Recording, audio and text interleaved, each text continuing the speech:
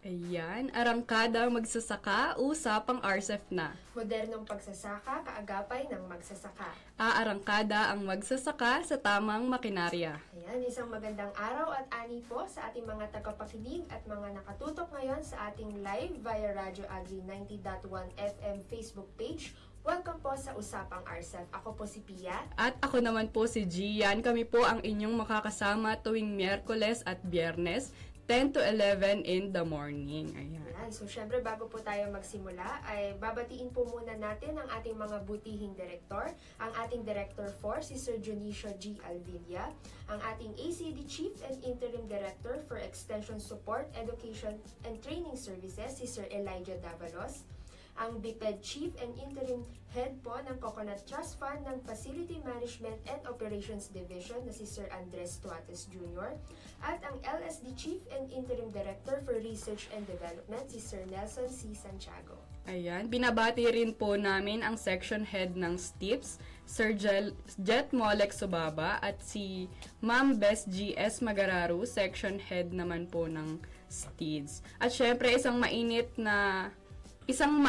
at maulan, syempre, napagbati rin po sa lahat ng empleyado na nakatutok at nakikinig ngayon sa ating live. Ayan. Sa mga naka-field work naman po, sa ating magigiting na security guard, at sa ating mga drivers na kasalukuyang nasa travel ngayon, naway lagi po kayong mag-ingat sa inyong mga biyahe. Ayan. So, syempre sa bagong usapang RCEF po, dahil season 2 na tayo, ay tampok ang mas pinagyamang talakayan ukol sa RCEF Mechanization Program ng PhilMec. Wala po ito sa layunin ng programa, requirements upang maging benepisyaryo, mga requirements upang ay mga teknolohiyang ipinamamahagi, benepisyo para sa mga magsasaka at kung paano ito nakakatulong sa pagpapabuti at produktibidad at pagiging competitive ng sektor ng agrikultura ng bansa. Sa huling episode po ay tinalakay natin kung ano nga ba ang mga dapat abangan ng ating mga listeners at viewers sa panibagong season ng Usapang RCEF. At ang mga hindi malilimutang guest or resource person, pati na rin yung mga topic nila noong season 1. Ayan. Kaya kung na-miss nyo po ang previous episodes natin, ay maaari nyo po itong balikan at panoorin sa YouTube channel ng Radio Agri 90.1 FM, PhilMec. Ayan. Ayan, tama ka dyan, partner. Pero bago po tayo magpatuloy sa ating programa, ay narito po muna ang mga impormasyon at aktibidad tungkol sa RCEF Mechanization Program. Panoorin po natin at pakinggan ang balitang RCEF.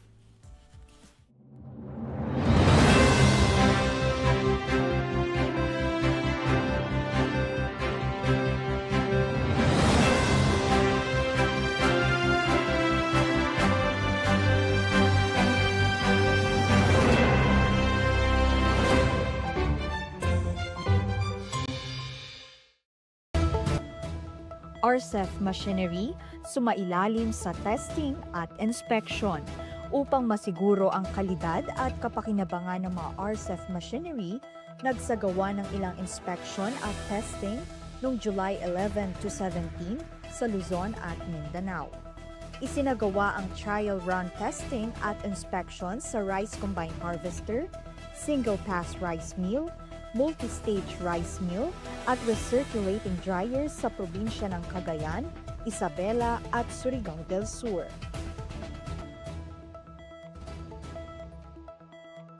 Suporta sa RPS ng LGU Muñoz, pinaigting ng Enterprise Development Activity. Isinagawa ng EDB katuwang ang SMFOD ang Enterprise Needs Assessment Activity noong July 9 sa City Hall ng Science City of Muñoz. Pinalakay sa aktibidad ang mga umiiral na issue, kasalukuyang operasyon at kinakailangang interbensyon upang matulungan ang LGU sa pagbuo ng mga plano, estratehiya at budgetary requirements para sa pagpapatakbo at pagpapanatili ng kanilang rice processing enterprise. Consultative meeting para sa operational status ng RPS isinagawa. Isinagawa noong June 24 ang isang consultative meeting na pinangunahan ng EDB kasama ang SEPRD, SMFOD, PMITD at RCEP Secretariat upang talakayin ang estado ng implementasyon ng rice processing system at iba pang operational concerns. Kabilang sa mga tinalakay ang mga issue sa operasyon, kinakailangang interbensyon, at mga susunod na hakbang para matiyak ang tuloy-tuloy at mas pinalakas na implementasyon ng RCEP 2.0 para sa mga benepisyaryong FCAs at LGUs.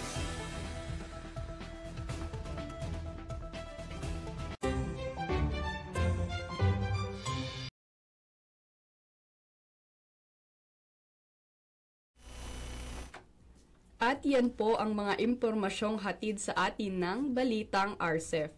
Para po sa karagdagang update sa RCEP ay bisitahin lamang po ang Facebook page ng DA Philmec o ang website ng RCEP Mechanization Program sa www.rcef.philmec.gov.ph. I-like at i-follow din po natin ang mga official social media accounts ng Radyo Agri 90.1 FM sa Facebook, sa X at sa Instagram and YouTube. Ayan. So, at Radyo Agri 90.1 FM po. Ayan, ngayong episode po ay makakasama po natin si Director 3, Sir Joel V. Dator mula po sa ating ahensya, Philippine Center for Post-Harvest Development and Mechanization. Tatalakayin po natin ang RCEP 1.0 accomplishments and impacts and RCEP 2.0 mission, vision, and plans. Ayan, magandang araw po Sir Joel. Baka may gusto po kayong isang mapagpalang araw po sa ating lahat sa araw ng Biyernes sa buwan ng Agosto. Maraming salamat Pia and Gian for taking me here para may paliwanag natin yung ating programa related to sa RCEP.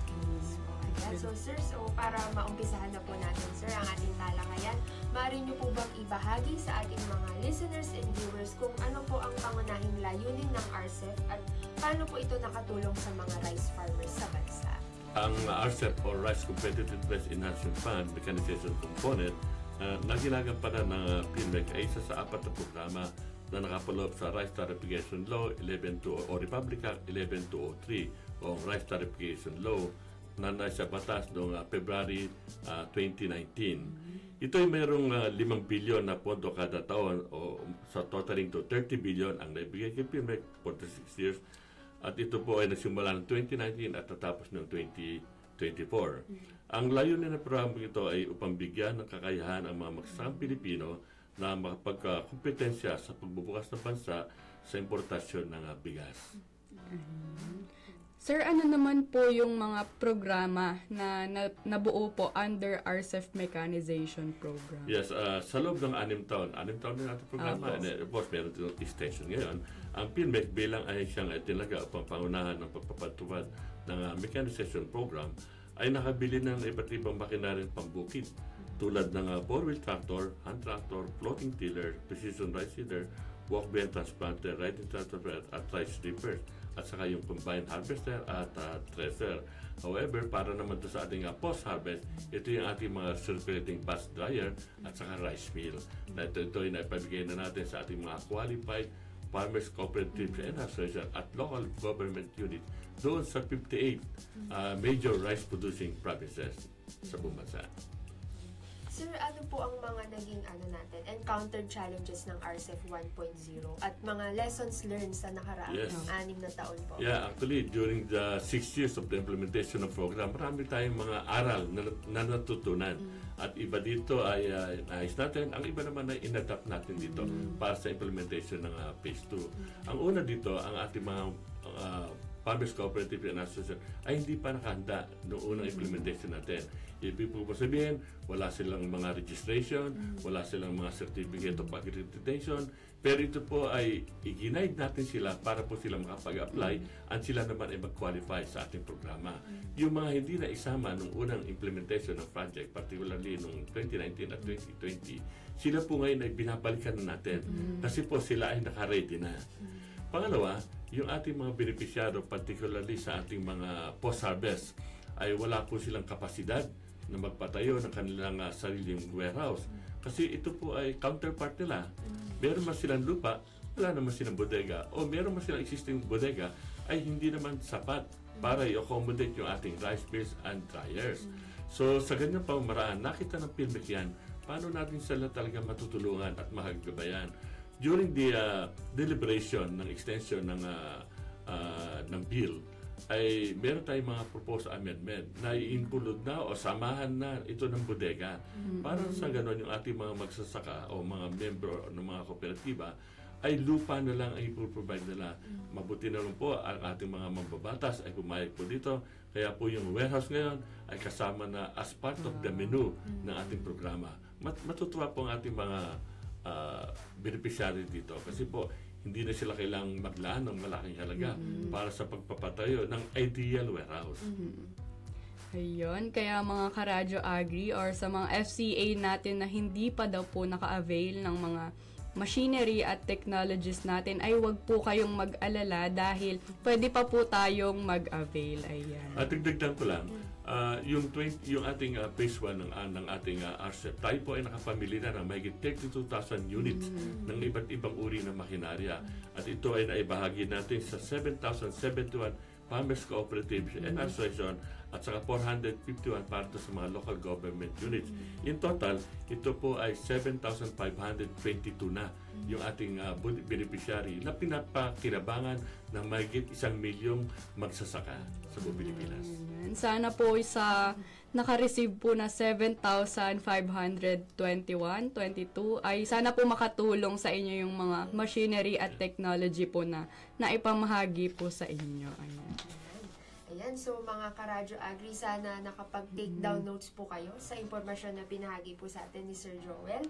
At makatulong po ang mga impormasyong ito, syempre. At wag po muna kayong aalis dahil mga karadyo agri, magbabalik pa po syempre ang ating Deputy Director, si Sir Joel Vidator, para sa mga karagdagang impormasyon po sa RCEF. At sa mga nagpaplano naman po magsumite ng application upang maging beneficiaryo ng RCEP Mechanization Program, ay narito po ang listahan ng mga PhilMec office by region. Kasama na rin po ang mga focal persons na maaari ninyong i-contact. Starting with Luzon, for Region 1, covering the areas of Ilocos Norte, Ilocos Sur, La Union, and Pangasinan, you may contact Ms. Kimberly Gregorio, or you may visit her at FMFOD Office, PhilMec, CLSU Compound, Science City of Muñoz, Nueva Ecija, or you may contact her through 0951-541-4869. For Region 3, covering the areas of Aurora, Bataan, Bulacan, Nueva Ecija, Pampanga, Tarlac, and Zambales, you may contact Ms. Merlene Daramento, or you may visit her at FMFOD Office, PhilMec, CLSU Compound, Science City of Muñoz, Nueva Ecija, or you may contact her through 0936-137-2292. For Region 2, covering the areas of Cagayan, Isabela, Nueva Vizcaya, and Quirino, you may contact Ms. Ana Marie Cachero, or you may visit her at DA Regional Field Office 2, San Gabriel, Tugigaraos City, Cagayan, or you may contact her through 0906-687-1855. For Cordillera Administrative Region, covering the areas of Kalinga, Ifugao, Apayao, Mountain Province, Abra, and Benguet, you may contact Ms. Laika Jane Pascual, or you may visit her at DA Regional Field Office 2, San Gabriel, Tugigaraos City, Cagayan, or you may contact her through 0905-691-7462. For Region 4A, covering the areas of Quezon City, Laguna, and Cavite, you may contact Ms. Josephine Valdez, or you may visit her at DA Regional Field Office 4A, DPI Compound, Quezon City, Metro Manila, or you may contact her through 0977-822-9420. For Region 4B, covering the areas of Oriental Mindoro, Occidental Mindoro, and Palawan, you may contact Mr. Kenneth Calderon, or you may visit him at FMFOD Office, PhilMec, CLSU Compound, Science City of Muñoz, Nueva Ecija, or you may contact him through 0906-841-4917. For Region 5, covering the areas of Oriental Mindoro, Occidental Mindoro, and Palawan, you may contact Mr. Joseph Corporal Jr., or you may visit him at DA Regional Field Office 5, Pili, Camarines Sur, or you may contact him through 0950-984-4402. For Visayas, for Region 6, covering the areas of Aklan, Guimaras, Antique, and Capiz, you may contact Ms. Sandra Marie Haro or you may visit her at Villar Sipag Farm School, Barangay San Jose, San Miguel, Iloilo, or you may contact her through 0910-745-7136. For Negros Island region, covering the areas of Negros Occidental, Negros Oriental, and Siquijor, you may contact Mr. Rojan John Flores or you may visit him at Villar Sipag Farm School, Barangay San Jose, San Miguel, Iloilo, or you may contact him through 0961-204-4911. For Region 7, covering the areas of Cebu and Bohol, you may contact Mr. Raimundo Jimenez, or you may visit him at Bohol Agricultural Promotion Center, Dao, Tagbiliran City, Bohol, or you may contact him through 0928-779-6220 or 0965-837-1758. For Region 8, covering the areas of Leyte, Southern Leyte, Biliran, Western Samar, Eastern or Northern Samar, you may contact Mr. Aben Noble or you may visit him at PRTMDC AES Compound, Barangay Balensasayaw, Abuyog, Leyte, or you may contact him through 0965-360-8692. For Mindanao, for Region 9, covering the areas of Zamboanga Sibugay, Zamboanga del Sur, and Zamboanga del Norte, you may contact Ms. Aishel Sulampid or you may visit her at DA Regional Field Office 9, Linienza, Pagadian City, or you may contact her through 0997-761-6579 or 0948-559-2282. For Region 10, covering the areas of Bukidnon, Lanao del Norte, Misamis Occidental, Misamis Oriental, Camiguin, and Cagayan de Oro City, you may contact Mr. John Ray Liaban or you may visit him at DANMA CLRC, Dalwangan, Malaybalay City, Bukidnon, or you may contact him through 0931-818-0358. For Region 13, covering the areas of Agusan del Norte, Agusan del Sur, and Surigao del Sur, you may contact Ms. Jingle Paloma or you may visit her at DA Caraga PEEDMO Building, Capital Site, Butuan City, or you may contact her through 0938-321-1477. For Region 11, covering the areas of Davao City, Davao del Norte, Davao de Oro, Davao Oriental, Davao del Sur, and Davao Occidental Sur, you may contact Ms. Hazel Venabista or you may visit her at PRTMDC 11, Darcis Compound, Manambulan, Tugbok District, Davao City, or you may contact her through 0919-799-2413. For Region 12, covering the areas of Cotabato, Sarangani, South Cotabato, and Sultan Kudarat, you may contact Mr. John Ryan Modio or you may visit him at PhilMec 12 Office, DA Regional Field Office 12, Annex Zone 3, Poblacion, Coronadal City, or you may contact him through 0956-724-1821.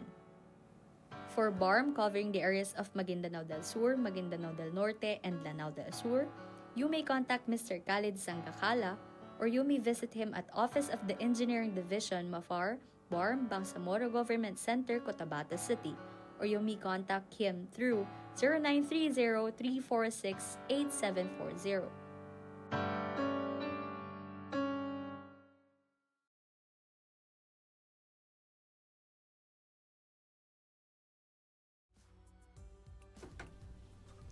At yan po ang mga PhilMec offices and regional focal persons na maaari nyo pong kontakin or puntahan kung meron po kayong gustong i-follow up, may concerns po kayo. Ayan. Bago po tayo magpatuloy sa ating talakayan, ay bagbasa po muna tayo ng comments at pagbati mula sa ating live viewers. Para po sa mga nanonood sa Facebook page ng DA PhilMec, good morning po kay Sir Alvin Iniego. At kay Ma'am Sonia Ramos, ayan, good morning po. At ayan, kay Sir Romeo, ayan. Ayan, mula sa Quezon Small Farmers Association. Ang sabi po niya, sana makapag-avail daw po ulit sila ng mga machineries, ayan, sa kanilang lugar. Ayan. Good morning din po kay Sir Carl Allen Aquino. Ayan. Po. Ayan, so sa pagpapatuloy po ng ating talakayan, syempre kasama po pa rin natin si Sir Joel Vigator. Ayan, so sir, so sa susunod pong katanungan, dahil na i-discuss po natin kung ano po yung mga nangyari nung phase 1 po ng RCEP. So, pwede nyo po ba sir ibahagi po sa ating mga listeners and viewers kung ano po ang naging impact ng RCEP phase 1? Thank you, Pia. Base sa resulta ng pag-aaral na ginawa ng PhilMec, ang mga sumusunod ay ang mga naitalang impact ng RCEP Mechanization Program under the phase 1. Una, napababa natin yung labor cost o yung gastusin ng ating mga magsaka na umabot ito sa 7,675. Yan yung kanilang natipid. Kasi po ang ating mga makina pinabigay ay libre naman. Kaya po yung ating mga nagmamaris ng mga makina ay dapat sa paninigin nila ay meron silang service fee na mas mababa as compared doon sa commercial para po sila i-patronize ng kanilang mga membro. Pangalawa, yung pagbaba ng sa 3.5% ang post-harvest losses sa paggamit ng tama at angkop na makina, particularly sa ating mga post-harvest facilities tulad ng ating mga rice combined harvester at yung ating mga rice mill. Ito nga po wala ay maaari natin ma-estimate actually sa 52,980 metric tons ng milled rice o ng bigas. At ito ay additional food supply na pwede natin pakainin yung 95,000 families. So yan po yung mga naisalba natin ng mga kaukulang losses sa paggamit ng tamang makinarya. Tumaas din po yung ating level ng mechanization. Nagsimula tayo noong 2010, ito po ay 2.31 horsepower per hectare. Pero po ngayon, base sa ating huling pag-aaral, ito po ay 2.78 horsepower per hectare na as of February 2025. Yan po yung magandang dulot ng ating mga pinamimigay ng mga makina sa ating mga qualified farmers cooperative and association sa 58 provinces. Yun. Malaking tulong din po talaga sir yung mga technologies at machine na pinapamigay po ng RCEP mechanization. Dahil yung pagbibigay lang po ng bayad sa mga magtatanim or yung mga upa na ginagamit sa pagbubukid ay malaking tipid na rin po para sa mga farmers. Tama po yan. In fact, dun sa ating, meron sa mga indirect effects na napapakinabangan natin sa panahon ng tag-ulan, sa panahon ng kalamidad. Yung pala ay kailangan ng anihin. Wala kang makuha tao na para gumanap dito. Andyan ang makina, yung ating rice combined harvester, kayang-kaya niyang tapusin yung 3 hanggang 4 na hektarya sa isang araw bago dumating yung calamity o yung typhoon. Di ba? May sasalba mo yung palay at ito ay maisisinop mo pa rin. Yung mga kailangan ka na umani, wala ka ng labor na makuha ngayon. Kasi po medyo aging na. And konti na lang din yung ating mga gumagawa sa bukid. And kuminsan po, ito ay grupo na samahan na kuminsan ay naka-committed na sa ibang mga kausap nila. And ikaw ay nahuling magpa-abiso. Kaya po, nasasayang yung mga dapat ay anihin mo, nawawala po ito. Yan. Speaking of farmers po, no? Sa based nga po sa mga research, ang mga farmers po natin ngayon ay medyo may age na or may age na talaga. Ayan. Kaya ipopromote po namin ang Youth for Mechanization Ate Pia. At natalakay po yan nung last season po natin. Kasama po natin si Sir Jet Subaba. Ayan. Sa mga hindi po nakapanood, ang episode po na ito ay uploaded na po sa YouTube channel ng Radio Agri 90.1. Ayan. Ayan. Para naman po sa susunod na questions, sirs, ano po yung mga dapat i-anticipate or i-expect ng ating mga magsasaka sa phase 2 po ng RCEP? Noong December 9, 2025, ang Republic Act 12078 ay naisibatas na yung pag-aamyenda at nagpapalawak doon sa ating dating RA 11203 o yung Rice Tariffication Law, particular sa RCEP mechanization component. Ito yung mga sumusunod na pangunay na idagdag. Tumaas ang pondo natin from 5 billion, tayo po ay binigyan ng 9 billion na kada taon hanggang 2031. So, ito po ay gagamitin sa pagbili ng mga makinaryang pangsaka, katulad ng mga, at saka sa mga tapos-ani, katulad ng mga four-wheel tractors and others. So, lahat po yan ay sinisimulan natin yung ating pamimili.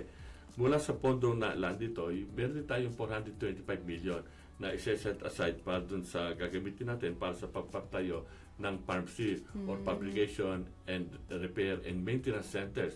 At least 2 centers sa bawat probinsya ang itatayo natin. Ang layo nito ay makapagbigay ng agarang serbisyo sa pag-repair ng mga maintenance ng mga distributed RCEP machine. Marami na po tayong na-distribute mga machine. Ang kailangan dito ngayon, may manage and may maintain ito ng maayos para po magamit ito ng pangmatagalan. Miski nga beyond the required service life, baka pwede pang gamitin ito. Kasi po ito ay nabibigyan natin ng magandang maintenance. So yan po yung gagampanan ng ating mga pharmacy na i-establish natin sa buong Pilipinas. Tumaas ang pondo para sa training natin. Before, yung 100 billion natin ay hinahati-hati natin ito sa 3 division. Ngayon po ay tatanggap na tayong 300 million. So, pwede yan yung hatiin na to sa 100 per division Parang hating kapatid So, nasa ganun po, kasi po lumaki ang ating programa, dumami ang ating probinsya na nadagdag under the RCEP, 78 na po ngayon, from 58, 78 provinces na po ito. Ibig sabihin, halos buong Pilipinas na yung ating coverage. Yung mga bagong probinsya natin, kumanda po kayo, nandyan na si RCEP, mumupunta na dyan, nag-i-start na po kami mag-validate para naman po kayo ay may habol natin dito. So yun po, lumawak yung ating sakop ng RCEP. Ayan, imagine from 58 to 70 plus na provinces, mas lalaki na talaga yung sakop ng RCEP at mas marami na pong matutulungan. Tama ba, Ate Pia? Yes, oo. So, sir, dahil lumawak na to, syempre, sir, may mga interested na rin po na mga hindi nakapag-avail before sa RCEP. So, same application procedure po ba ang gagawin sa pag-avail? Yes, tama po kayo. Pares lang yan kung ano yung implementation procedures natin or na hinahanap doon sa RCEP Phase 1, ganun din po sa RCEP Phase 2. Ang bago lang dito, yung ating mga bagong probinsya na bagong kooperatiba, dapat po nakahanda na kayo, nakagayak na kayo, na meron na kayong mga accreditation, at saka kayo po registered na, either sa DOLE, sa SEC, yan po yung mga pangunahing kailangan nating hanapin sa inyo. Ayan, balikan lang po natin, sir, yung comment kanina ni Sir Romeo, no? Sana daw po ay maka-avail sila muli. Ibig sabihin po, sir, ay naka-receive na po sila before. Possible pa po ba, sir, na pwede pa po silang makatanggap ulit? Tama po yun. Lahat po sana ng programa para doon sa production technologies ay matanggap nila na lahat yan. Noong una po, medyo hinimay-himay lang natin. Hindi natin binigay ng sagad. Kasi po, ang pondo lang natin doon ay 5 billion sa isang taon. Alam niyo po ba, pag hinati-hati natin itong 5 billion sa 1,000 cities and municipalities, 5 million lang ang isang bayan. Sa isang bayan, ilan yung kooperatiba dito, association, at saka LGU na mabibigyan natin. At saka ano yung pwedeng mabili ng 5 million? Isang tractor, isang combine, isang transplanter, ubos na yan. So, ang ginawa po natin ngayon, binabalikan na natin sila. Sila po ay entitled pa rin na mag-request lang sila at sila po ay kung ano pa yung kulang nila ay pwede po natin dagdagan.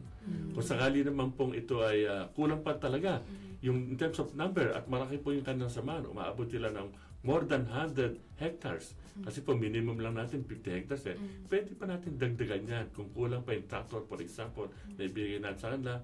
And ang maganda po ngayon, yung ating mga makina ay in-upgrade natin yan. Marami na tayong isinama ng mga implements. Yung tractor po natin, hindi lang siya gagamitin sa land preparation. Pagkayari nun, idle na siya. Nilagyan natin ito ng front loader at lalagyan pa natin ito ng backhoe. Ibig sabihin, multi-use na yung ating tractor. Hindi lang sa farm nila, pwedeng pa nilang palawakin yung kanilang area, magpagawa sila ng mga paligi o irigasyon. Multi-use na yung ating mga kagamitan ngayon sa pagsasaka. At ang maganda din dito, partner, di ba po, dahil lumaki po yung budget natin, sir, lalo na po sa mga pa-training. So, mas makaka-invite po tayo ng mga interesadong mag-a-avail para po sa pag-maintain at kung paano po natin gagamitin yung ating mga machineries. Tama yun. Ang kailangan talaga dyan, maintenance yan, proper maintenance. Although, yung ating mga service center na nirequire natin sa mga supplier, dapat nandun yan. Kasi unang-una, sila yung gagampan para sa pag-maintain ng mga makina na kanilang i-distribute. At makakatulong din dito yung ating pharmacy kasi i-link natin sila sa ating mga supplier na kung saan yung ating mga suppliers ng mga makina ay pwede na silang maglagay ng mga produkto nila doon sa pharmacy. para hindi na kailangan pumunta yung ating mga magsasaka, yung ating beneficiaryo sa syudad para humanap ng pyesa, humanap ng langis, particularly doon na mismo sa rural areas. Doon na natin sila igagaya. Tsaka isa rin po siguro, sir, sa pinakamalaking magiging additional sa 2.0 is yung farm sino, sir. Kasi sabi nyo nga po before sa unang airing po natin ay yung buhay nga po ng makinarya ay nasa tamang pagme-maintain na. Ayan. Tama po yun. Kasi po talagang makina yan eh. Basic effective life lang din yan. Pero kung ito ay gagamitin ng maayos at namimitin ng mabuti, tatagal ang kanyang buhay. So, ayan po ang mga impormasyon na hatid sa atin ni Sir Joel. So, sana po nakapag-take down notes kayo mga Karadyo Agri dahil mahalaga po ito sa ating pagpunta na sa RCEP Phase 2. Ayan. So, sana po nakapag-take down notes kayo at wag po muna kayong aalis at atin po munang panoorin ang boses ng magsasaka.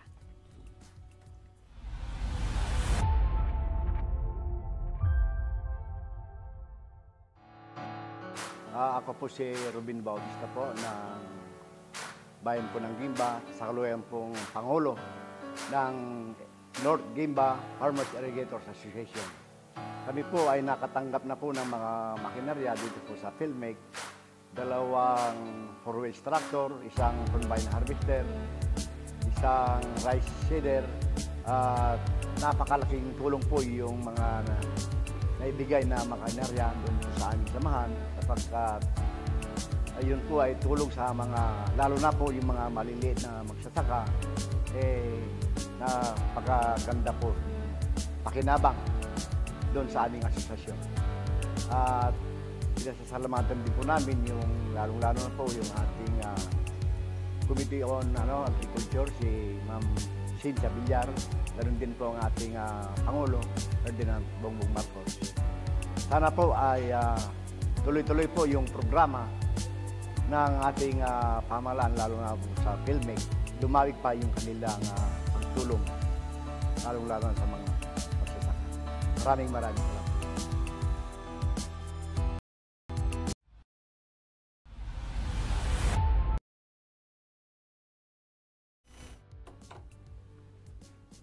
Ayan, at yan po ang ating mga beneficiary na nakatanggap ng mga makinarya. Ayan, naway makatulong po ang mga makinarang ito upang tumaas po ang inyong ani at kita. Ayan, bago po tayo ulit magpatuloy ay magbabasa po muna tayo ulit ng mga comments sa live. Ayan, same pa rin po sa mga nanonood sa DA Philmec.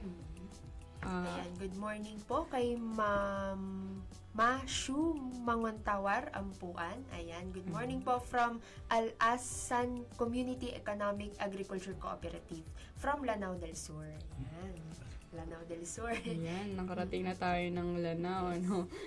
Ayan, good morning din po kay Sir Leoncio Apachika Jr. Ayan, from Libertad Banate, Iloilo. Ayan. Yun ang mga comments po natin mula sa ating Facebook Live at para naman po sa ating RCEP Extension Program Facebook. Good morning po kay Sir Joseph Cascato, ayan, from 4H Club, Mindagat, Bukidnon. Ayan. So, good morning po. At ayan po, so dito po nagtatapos ang episode tungkol po sa RCEP 1.0 Accomplishments and Impacts at sa RCEP 2.0 Mission, Vision, and Plans. Kasama po natin syempre si Director 3 Joel Vidator. Ayan sir, maraming salamat po sa inyong oras at sa pagbibigay niyo po ng impormasyon para sa ating mga listeners and viewers. Baka sir, meron pa po kayong huli na gusto pang idagdag sa inyong discussion at kung sino po yung mga gusto ninyong batiin. Yes, ito po ay panawagan natin sa ating mga grupo ng ating mga magsasaka sa buong Pilipinas. Buong Pilipinas na po ang ating coverage. Na kung sila po ay hindi pa naka-avail sa programa ng mechanization component ng RCEP po, ay magpag-ugnayan po kayo sa ating mga regional field offices ng Department of Agriculture sapagkat doon po nakabase yung mga ating clusters assigned nationwide. Ito po yung ating cluster team at ito po ay binibuo ng ating cluster head, assistant cluster head, regional focal, provincial focal at saka mga staff po nila. So 3 cluster po nasa Luzon, 2 cluster po nasa Visayas at 2 cluster din po yung nasa Mindanao. Para po kung sakaling kayo po yung mga pangangailangan pa at kulang pa yung nabigay namin sa inyo, ay mapag-unayan lang po kayo. Letter of intent lang po ang kailangan namin. Yan po yung magtitrigger para po kami mag-proceed at mabisita namin yung lugar at ma-evaluate po namin kung ano po yung mga kakulangan nyo pa at ano pa yung pwede nating ibigay sa inyo. Para naman doon po sa mga hindi pa nag-qualify noon, ay inaanyayahan po kayo na makipag-unayan pa rin kayo sa aming mga team. Baka naman po ngayon qualified na kayo. Kung noong una hindi pa kasi kulang siguro yung terms of hectarage ng inyong kabuuan ng sinasaka, less than 50, mag-recruit lang po kayo ng additional member para umabot at least sa minimum natin 50. Pero kung kayo man po ay kulang sa 50, pwede po natin gawa ng paraan yan. Pwede tayo mag-provide sa inyo ng teknolohiya na ibang uri naman. Hindi malaki yan. Siguro yung maliliit naman ng teknolohiya. Kaya po lahat dito ay qualified. Wala po tayong pinipili dito sa pagbibigay ng ating mga libreng makina o para sa ating mga magsasaka. So, inaasahan po namin yan, ang inyo pong pakipagtulungan sa atin po. So, shout out lang po sa aming po director po, si Dr. Junice Giardindia. Malamang po nakikinig siya ngayon.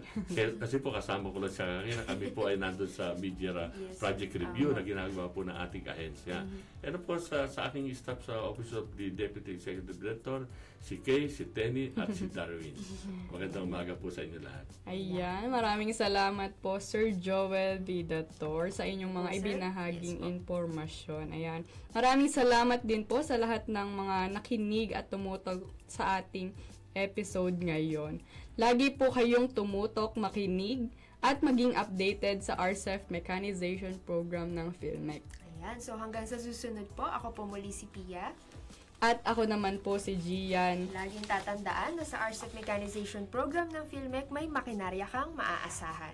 Ito ang usapang RCEF, modernong pagsasaka, kaagapay ng magsasaka. Aarangkada ang magsasaka sa tamang makinarya. Bye po! Thank you.